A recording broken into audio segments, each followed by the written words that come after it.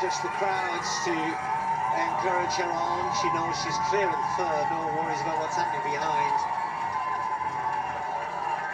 Said in the press conference the other day, I missed the track, so don't be surprised if you see her back on the track this summer.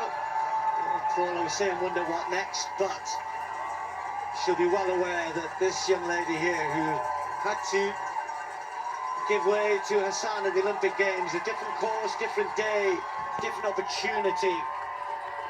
And now Jocelyn Jepkosgei, nearly a minute behind.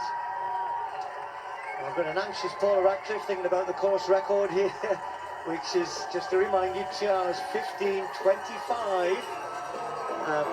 And the women's only world record, that's definitely going to be something for Assefa to clinch here. I think more importantly for her, the win, though, is the big thing.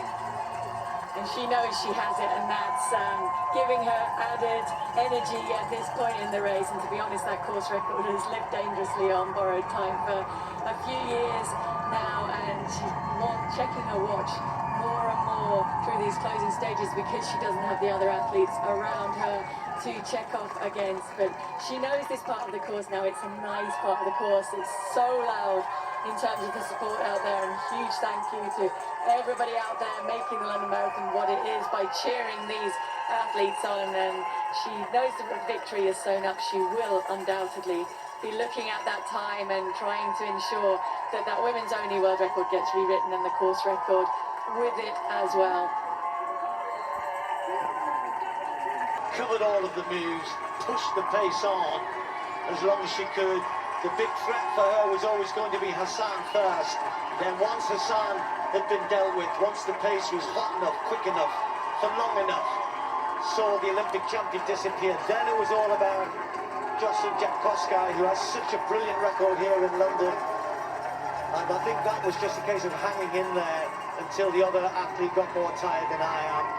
And Assefa has got 2 more turns to make. This is the first to get themselves out of St James's Park across to the Buckingham Palace side, and there, resplendent in the sunshine, the memorial which sits and looks down the mile, and that's where Tigist Assefa is heading. Has the luxury of not having to sprint this time, has the luxury of not having to fend off challenges from anybody else. All she needs to do is concentrate on going the right direction, bless her.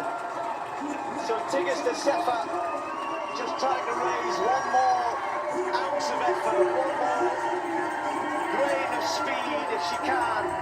But to be fair, she doesn't really need to.